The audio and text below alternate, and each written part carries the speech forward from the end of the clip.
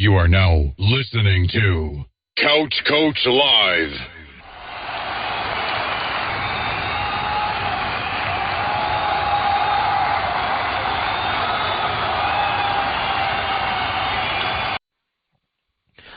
So we're back here on another special Couch Coach Live, the beginning of Super Week here on Couch Coach Live. And, of course, I got your 49ers fans. I got you covered. I got my man Jason Feirman, the dynamic duo, one of the guys from the dynamic duo of the 49er Brawl Podcast. What's going on, Jason? Hey, Chris, man, it is a pleasure to be on the show, man. Thanks a lot for reaching out. And, you caught me at a very exciting time, my friend. Yes, the San Francisco 49ers. It's amazing that, we sit here, and the 49ers are in the Super Bowl, especially after, last year in 4-12. And it's interesting. I think this whole process so I kind of want to, start from the beginning where basically let's go back to 2017. Kyle Shanahan is the offensive coordinator for the Atlanta Falcons. He has a commanding lead over the New England Patriots. He was the blame essentially for that meltdown of the Atlanta Falcons, and then a day later, he's named the head coach of the San Francisco 49ers. So I just wanted you to discuss the journey from that point, just your thought initially of the hiring of Kyle Shanahan to present day, and just this whole brick by brick process, which I loved and I admired. Yeah, good question. And yeah, believe me, I love and admire it too right now. Things have certainly worked out in the 3 years, but yeah, going back to the Kyle Shanahan hiring real quick, I didn't fall in love with it right away. I knew that he was a very good offensive mind. Was he a leader of men? Did he get the job because of his father? I didn't know. So, look, let's give the guy a chance. A couple of years in, things I can see that he had some creativity, but we didn't have the players. But John Lynch took care of that. They got together, and they were hired in a very unusual way, by the way, Chris. As you know, they both got 6-year contracts for a GM and a head coach, which is strange straight out of the gate. But they really got the two guys who thought the same way, were on the same page, and wanted to build this team from the line of scrimmage, which is exactly what you should do because that's where the ball starts, as you know. It gets snapped there. That's where you have your defensive line rushing, your offensive linemen are blocking for a pass or for a run, whatever it may be. So they had that mindset, and that worked out. Drafting guys like McGlinchey, making sure you hold on to a Joe Staley, getting a Nick Bosa, bringing in Eric Armstead, guys like that, and DeForest Buckner. So they were on the same page right away, and everything else, I guess you can kind of say, fell into place. I like Kyle Shanahan's, again, his style. I was very happy about that because I knew that he was very creative. And, yeah, he turned into a leader, and it's just this nice mixture of a team. I know that John Lynch is in the locker room often. He doesn't try to step on Shanahan's shoes or nothing like that, but it just really is a perfect match made in 49ers football heaven. It is. Yeah. And, before we proceed, and that's one thing, too, where I've seen it and I was like, the 6-year deals, that's why I think people – and I that's one thing I don't understand about the NFL. Everybody wants to try to reinvent the wheel, and then my thing is, this is what you're supposed to do. Like a GM and a coach are supposed to be intertwined. They're pretty much a married couple. They're going down with each other, and you give them guys 6 years to get it done. We're so quick to get rid of coaches. We're so quick we'll hire a coach first, then we'll get a GM later. I just, like you said, I never understood it. And then, like you said, they built it from the ground up, and they worked on the trenches, especially look at that defensive line. And I never understand why NFL teams shy away from what we know that's the basic blueprint to be successful in the league. I never understood that. Yeah, I totally agree with you, and it's a great point. Look, you want to have continuity. You want to know that people are going to be around. Guys like that, your head coach, GM, a quarterback, players and coaches like that, you need to know that they're going to be around to have that stability within an organization. So I think it's extremely important. And what you see, you make a great point, because what you see around the league when GMs and head coaches aren't on the same page, the organization falls apart, and they got to restart all over again. And they're drafting in the top 5, 6, 7. So that's a great point. Yeah. So, going back into the coaching matchup, so what, in your opinion, is Kyle Shanahan's biggest coaching advantage versus Andy Reid? All right, that's a very good question, actually. The first thing that comes to my mind with Kyle Shanahan is creativity, and I'm not going to say that Andy Reid isn't a great offensive mind because he's been doing this for 20-some-odd years already, head coaching, and more than that as an assistant back with Green Bay and so on and so forth. But I like Kyle Shanahan's creativity. If you look, and obviously you watch football, anybody out there, what they do before the snap, what they do before the play is even going with all the motion, Deebo Samuel doing his thing in the backfield, everybody, Kyle Juszczyk moving around, all the movement and motion confuses the defense.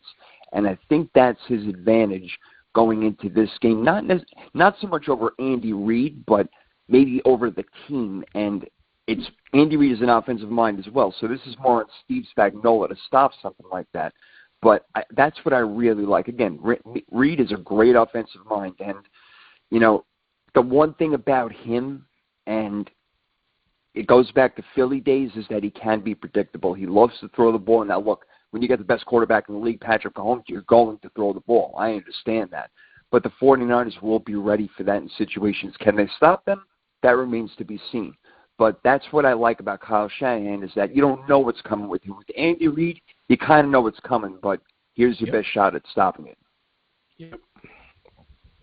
So in that case, the next one is essentially, what weakness do you think the Chiefs have that the 49ers can exploit in this matchup? Well, I think it's an obvious one, but it is. It's the 49ers run game against the Chiefs run defense. I know that they've been holding running backs to under 100 yards during the postseason, but to me, maybe that's a little bit more fluky. Again, you're going against a team that's been averaging 235 yards in the postseason, so rushing, that is. So that is definitely their advantage. If they can get the ball moving and keep the clock going and keep Mahomes and that offense on the sideline, that is exactly what the 49ers are going to try to do.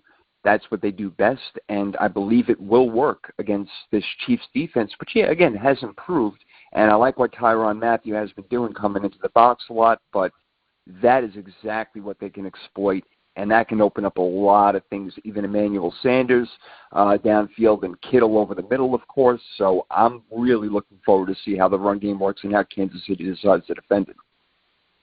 Absolutely. So this one, this is one of those questions where we could probably be here all day. And this could be the $64 million question. But how you guys are going to be able to contain Patrick Mahomes? What will be your strategy? Wow. It's tough. It's really basically like, having a strategy for Russell Wilson, which you can't do. But you know what? The 49ers face him twice a year, and they did this year. And I think that's a great thing that people aren't talking about. And not even bring it up on my show, shame on myself. But I'm thinking about it now, and the fact that they face Wilson twice a year, Patrick Mahomes is a bigger version with a little bit stronger of an arm than him, but that's going to help us out a lot. I really believe that. But again, you can't contain a guy like Patrick Mahomes. He's going to have an off day, and the defense is going to have to clear lights out. So basically, bottom line is the 49ers need to do what they always do.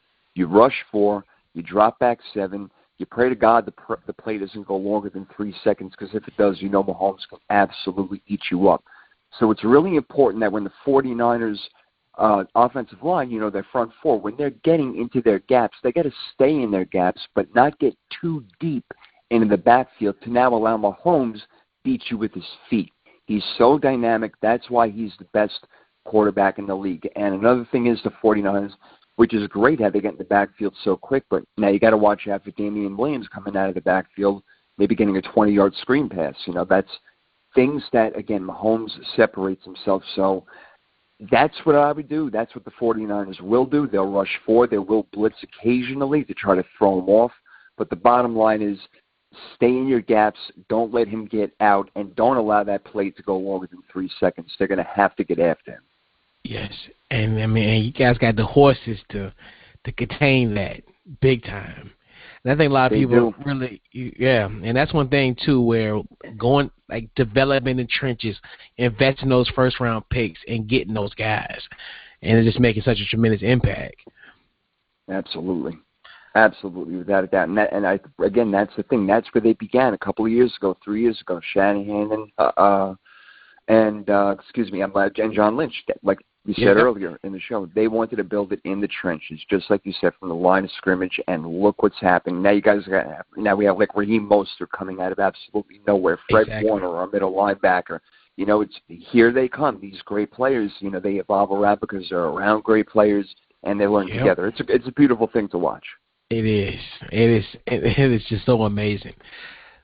So now we know we've been very complimentary about the 49ers in this matchup. Now, I want to ask, what is you guys' biggest weakness in this matchup? Okay, we do have a weakness, and it is not our entire secondary, but certain players in our secondary.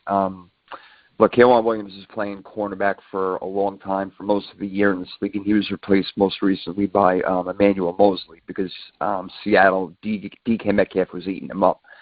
So he's going to have to come in on some plays. Akil Witherspoon, I'm talking about our former cornerback. He is our cornerback, but K'Waun Williams is going to have to play a huge role in the nickel. Jimmy Ward is tough on one-on-one coverage, so that's where I'm really scared. But the 49ers play more of a zone-type defense. Thank God we have a guy like Richard Sherman, back there to do what he does. But the strength of the Kansas City Chiefs, which is obviously throwing the ball, is certainly the 49ers' weakness, which is defending the pass. They are good. They were actually, believe it or not, they were number one in the league defending the pass this year. They did a great job because of their scheme. But as of late, some players have been getting exploited a little bit. Like I said, Jimmy Ward is really that guy we got to watch out for, and K'Waun Williams at nickelback. And then if Akil Witherspoon comes in, which is his name, I'm sorry to say, I don't want to see much on the field. That's a guy that we really have to watch out for. Staying healthy is another thing in this game, and thank God we have all our guys staying, healthy, and that's the way it's got to be. Absolutely.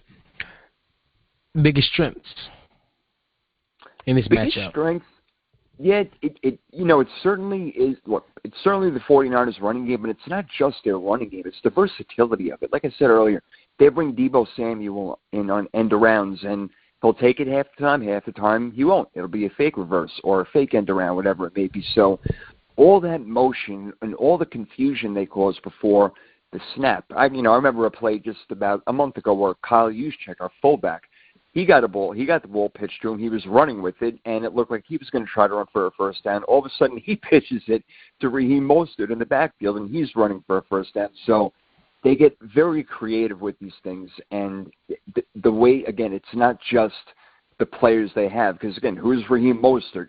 Tevin Coleman's a career, backup. Matt Breida has been hurt his entire short career.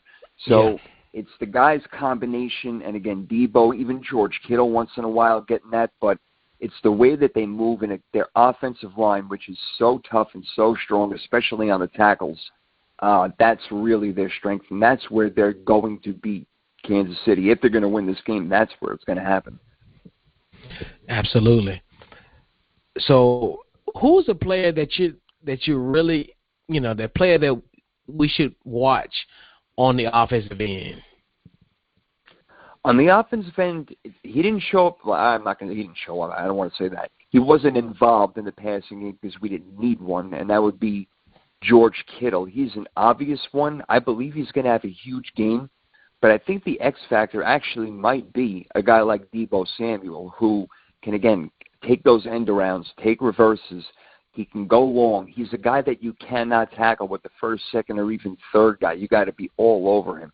So he can be that X factor where, you're expecting things from him because he has emerged now as a very good player in the NFL in his rookie season and even making a run at Rookie of the Year. So they know what they're going to get from Kittle, Emmanuel Sanders. Let's see what Deebo Samuel can do running and catching the ball. I think that he's going to play a very big part along with George Kittle. Those are the two guys I'd really watch out for in the passing game. And what about on the defensive end?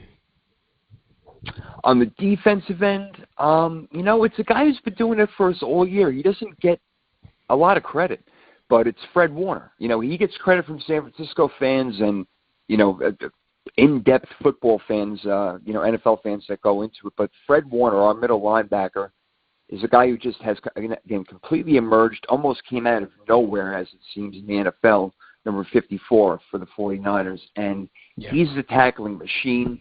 Everywhere the ball is, that's where the ball is. And I'm not comparing him to Ray Lewis, but you remember Ray Lewis back in the day.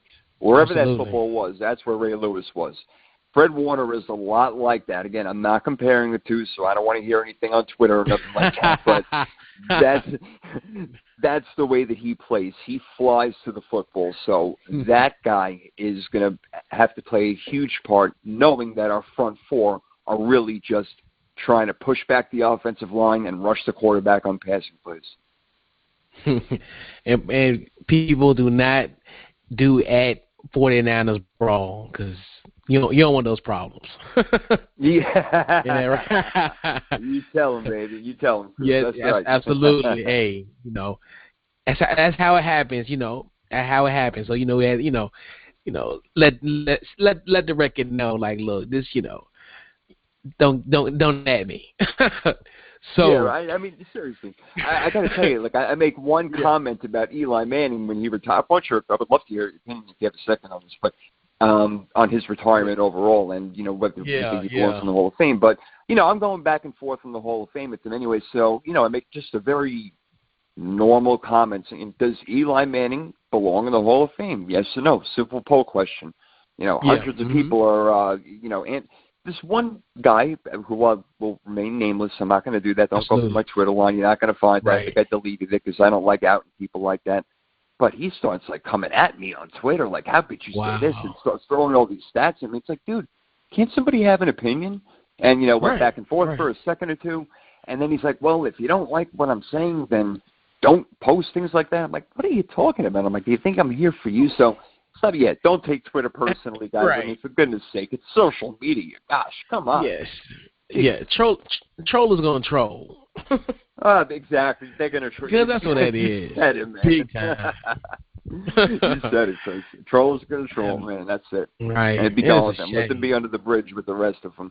It is a shame. Correct. It's silly. Absolutely. Biggest X factor in this matchup? X Factor's a good one. That's a great question. X Factor. You know what I'm going to go with? I'm going to go with Kyle Juszczyk. He's a guy that I named a few times.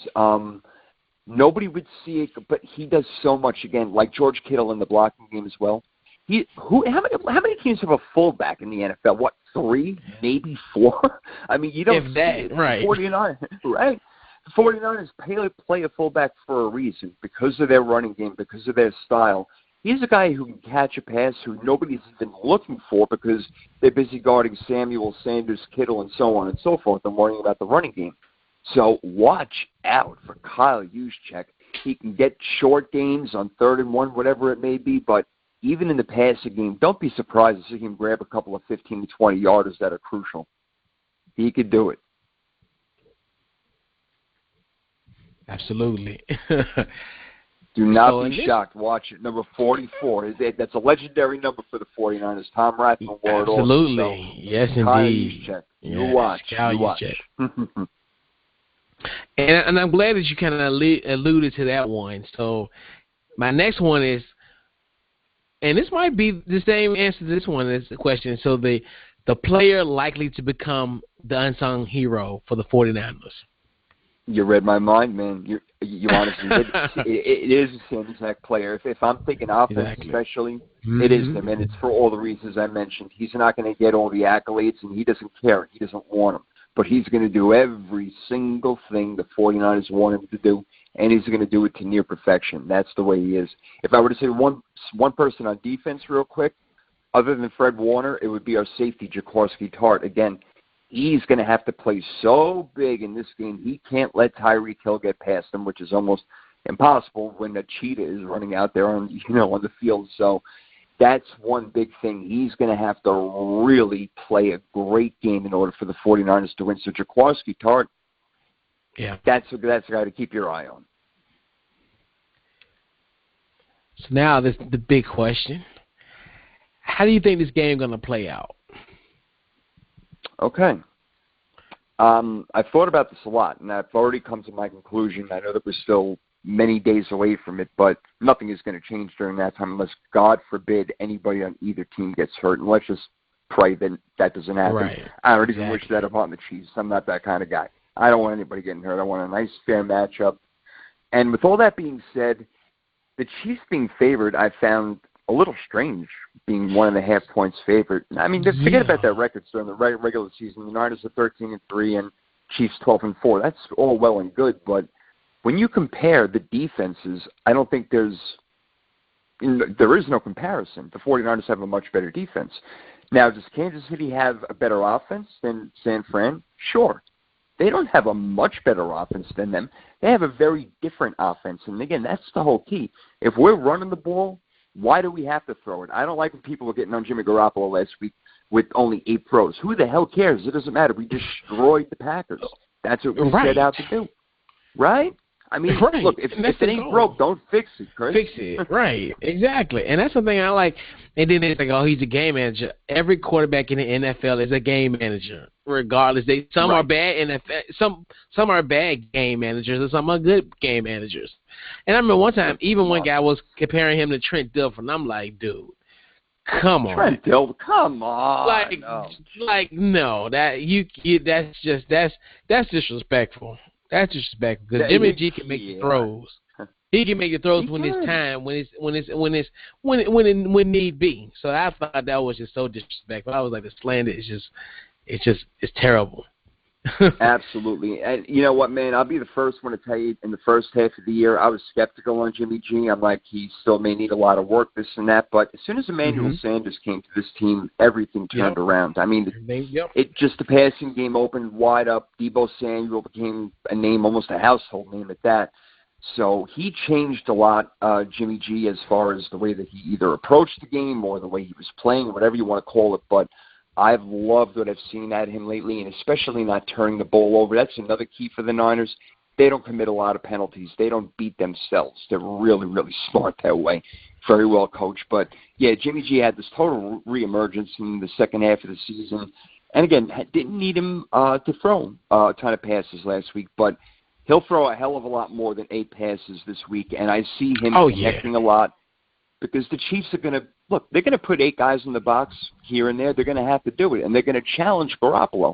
And Garoppolo is going to stand up and say, I got this. I can handle it. Like you said, when they needed him, he performed. Go to the Saints game, a very awkward one, 48-46. Where were the defenses? Whatever. Jimmy Garoppolo showed up and dueled it out with Drew Brees.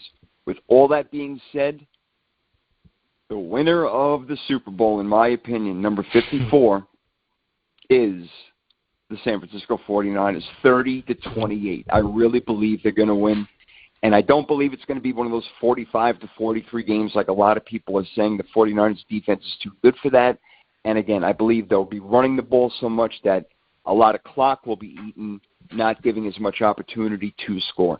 So I truly, again, not as just a Niners fan, looking on the outside of it, all around, they're a more complete team. I know quarterback is so important, and they win that one in a landslide. I'm with you. But Trent Dilfer won a Super Bowl with that great defense and run game. Correct. Brad Johnson won one with Tampa Bay. Even Jeff Hostetler back in the day with the freaking Giants. So Jimmy G is better than all those guys. All right, and I'm all about it. I really believe they're going to win, but I believe it will be a tight game. I don't think anyone is going to run away with it, even if KC wins. So you have the 49ers 30, the Chiefs 28. Who will be the Super Bowl MVP? Well, I did say it was Super Bowl 54, didn't I? Yeah, I did. And 30-28, it seems like a lot of points, but one of them could be a defensive interception or a fumble for a touchdown. And because the Super Bowl number 54, I'm going with number 54 on defense. Fred Warner, our middle linebacker. I think he's going to have double-digit tackles. He may get in for a sack or two, but I know that he's going to make 1 or 2 really, really big plays that are going to change the game, and he's going to be given that award because I think the Niners are going to give the ball around to a lot of other people on offense. If it has to go to an offensive player, I think it will be Kittle because I can see him catching around 10 passes this game for $130, $140. But I'm going with the little irony right here in Super Bowl 54, number 54, Fred Warner on defense. Fred MVP. Warner. Nice. That's my guy. Probably haven't heard that one before, Chris. Huh? I bet you're the first one to say that. And it's funny because sometimes I usually have defensive guys. I remember when the Broncos were going against Carolina. I think I had Bradley Roby, their safety at the time, as Super Bowl MVP. I mean, it happens. Nice. And it's funny because normally that's like you said, in a game like this where we're looking at this, it's going to be like an offensive shootout. It would be a guy on defense you think about it who could be distinctively and make a play that changed the whole complexion of the game. Absolutely. That's what makes the beauty of the Super Bowl. It's just what we expect. It's just it's a lot of ironic things happen. In those type of games. We could go down irony. the list, right? Absolutely. I remember one that just steps out to me back in, I know it was a little while ago, but 2006 when the Colts played the Bears and Devin Hester returned the opening kick for a touchdown. Yes. I'm like, are you freaking kidding me right now? Did that just happen? Right. He was the best at it, though. Kick to him. Right. Right. Don't even kick. I don't care that it's raining outside. Don't kick to that guy. Are you crazy? and then guess what that Super Bowl was in? Miami. Miami, that's right. The 49ers have won a couple down here. The 49ers have been here before. Montana beat the Dolphins down here, I believe it was in '84. But the Super Bowl's down here a lot. I was at the Super Bowl opening night yesterday. It was amazing. All the players were around, how was that? It was great. They put on some show, man. I got to be honest with you. I wish that I could really describe what they did. It was on the NFL Network. I don't know if anybody got to see it, but they did a great job. Yeah, they really did. It was very entertaining all around, no doubt about it. I didn't get any one-on-one interviews. They kind of had you caged off a little bit, so it's all right. And that's funny. I was going to ask you about that, and that's funny that you brought up that point, because that's all I was wondering. Because I know you get in for 25, so basically it's pretty much you just sit there and you kind of just observe it. Yeah, I would. Yes and no. They do have these things. It's kind of like an earpiece where you ask a question into it, and it's up to whoever, I don't know, there's somebody over there, whether or not they want that question in. And some will make it, some won't. One guy that applied for Jimmy Garoppolo, it's kind of weird. It's very technologically savvy now. It's unbelievable. So they actually have it wired in. You have to purchase it. Luckily, I didn't have to buy it. I got away with it. That's another story. It doesn't make a difference. Nice. But it's like an earpiece that you have in, and you send a question in. You're telling me your name and everything like this and that. So it was cool, and players went around. I'm not a big autograph guy. When I see athletes, I'm not starstruck. I'm just like, hey, you're awesome, man. Way to go. I'm going to be 40 years old. I'm way past that now. Right. I know, right? But that's funny how right, it is funny because I'd rather more of a picture, than anything, and it's funny because as and backstory here, I'm a Washington Redskin fan, and I remember the first year. I'm sorry to hear that, by the way. Oh no, we're fine. Everything's fine. I'm gonna tell you like this. Matter of fact, I was digging that you guys Twitter back picture with the slide. Oh yes, that's right. And that's compliments of my Washington Redskins that gave up only 9 points to that San Francisco 49ers. That Redskins defense held that 49ers to 9 points. That is going to be my calling card. That's going to be my calling card going forward. We held the San Francisco 49ers to 9 points. Who can say who can say that definitively? And right. Yeah, and it's you get a certain age, it does get to a point where you're not starstruck, you're not like a kid, and you're still amazed at who you see, but it's not like, oh my God, going crazy. Exactly, and you said, picture a picture's worth 1,000 words, man. Like this, man, that tells it all. You were there, you hung out, it was great. The whole thing. Real quick, as you're Redskins, I have to ask you. Dwayne Haskins, you're loving it. You got Ron Rivera now, and who do you want to draft? I got Chase Young, And it's funny because I don't blame you. And yeah. Because what's so funny, and I think it's perfect, and it kind of ties into all of it. You look at what you guys have done as far as investing in the defensive line. We're just as almost, when you look at, when you Montez Sweat, Jonathan Allen, these back-to-back defensive line picks, like these guys in the trenches. This is where you kind of, you get a guy there, and you bring in Ron Rivera, then you bring in Jack Del Rio, who's gonna bring in that 4-3. I mean, it's a lot of things that you can really hang your head on and kind of grab some positivity after such a horrible season.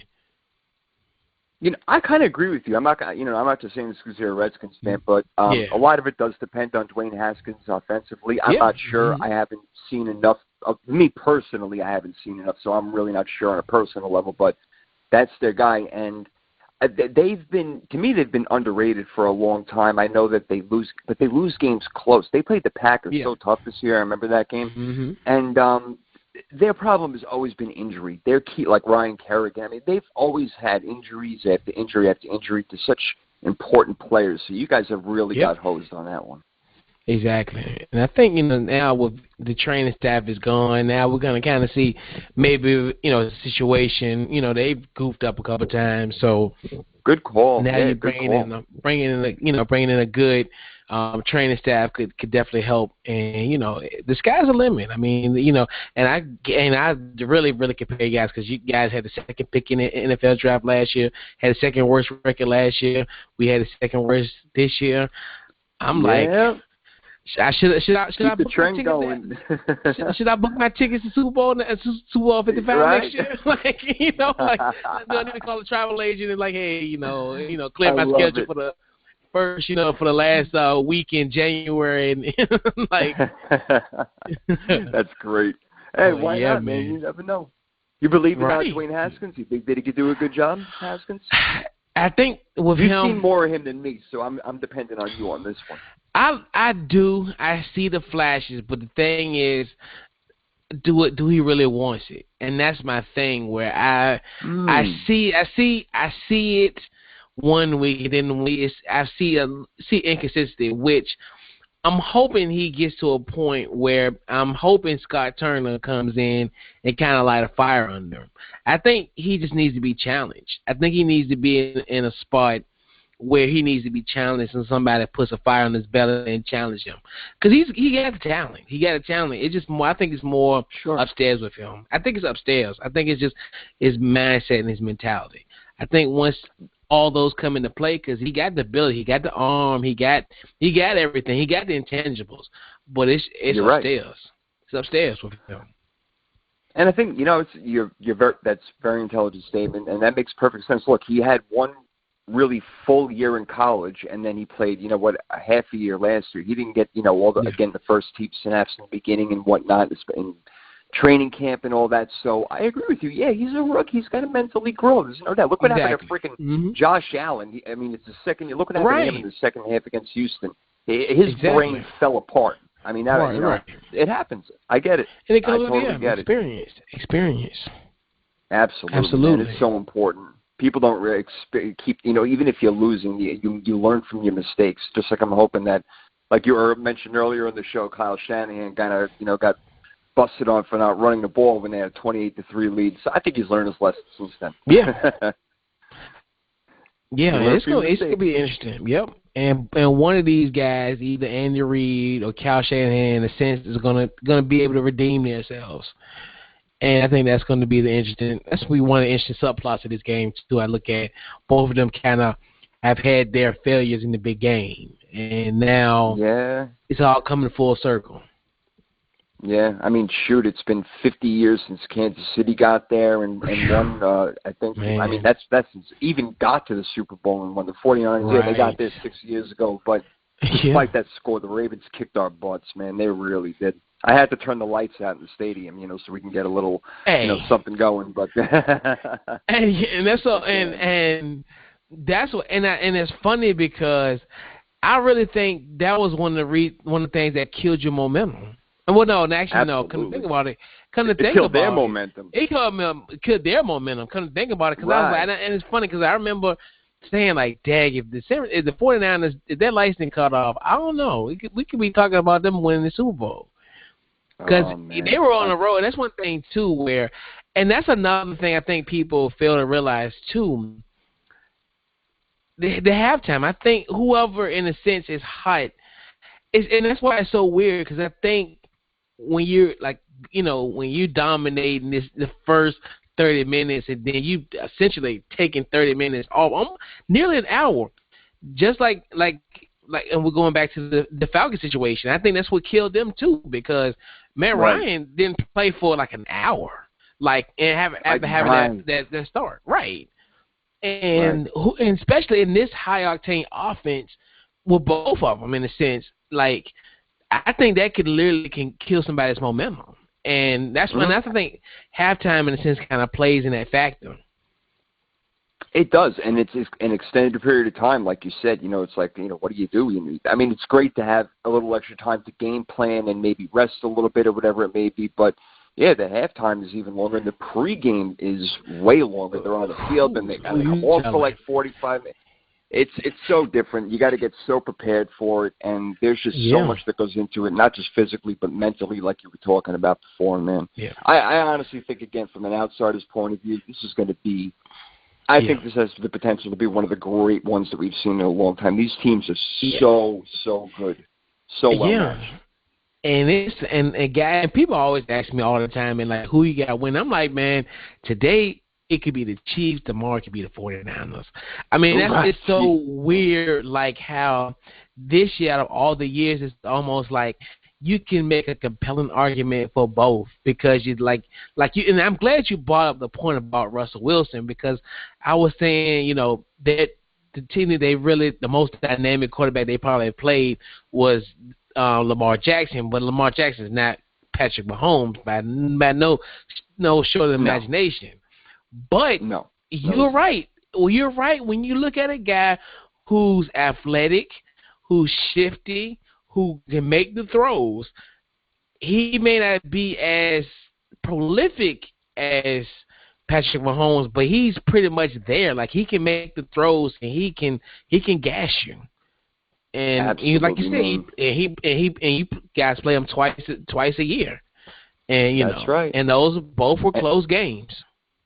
Yeah, but look, along with film study of Patrick Mahomes, we'll probably study Russell Wilson and what they did with him, what worked, what didn't, because it certainly is similar. There's no doubt. Yeah, Patrick, he's just such a beast, and you can't not love the guy. It's great, but. Oh, my gosh. Yeah, I'm nervous as a defense. Like I told you, secondary what our weak spot is.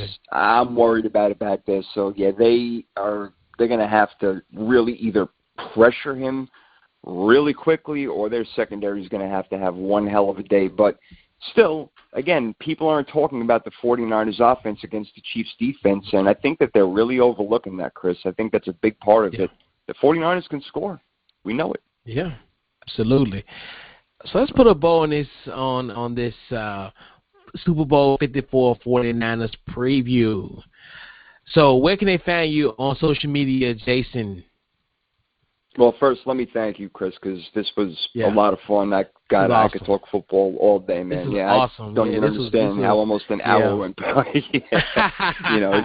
It's funny. It felt like about 5 minutes, man. Yes, sir. I got to thank you very much, bro. And, we're following each other, and make sure you follow him out there, guys, obviously. I mean, listen, you want to talk sports, you want to talk football, he knows what he's talking about. But I'm at Sports Profit 1. It's the number one personally. But, yeah, we got the 49ers Brawl Podcast. Like you mentioned earlier, we got an episode or two going every single week. So at 49ers Brawl, you can also check us out over there. We'll have another show coming up probably Friday just to, make our predictions. We had a big show a couple of days ago on Monday. And definitely after, in the off season, before the draft and stuff like that, I would love to get you on. Oh, absolutely. I'm down. Yeah, I'm down. Know me. Great. I'm definitely down. So definitely appreciate you, Jason, for checking in on us and kicking off our Super Bowl week, our Super Week that we're here calling Couch Coach Live. And Follow the show on any of your favorite social media, Twitter, Facebook, everywhere social media, Couch Coach Live. Follow, the podcast just about everywhere, Apple, Spotify, you name it. Check us out. And definitely check out the 49ers Brawl Podcast, 49ers Nation. And you know it, 49ers faithful. 49ers faithful. So, Chris, can't thank you enough, man. Really appreciate it. It was a pleasure. Absolutely. And, thank you, sir. Yes, indeed. And this has been Couch Coach Live. We'll catch you guys next week.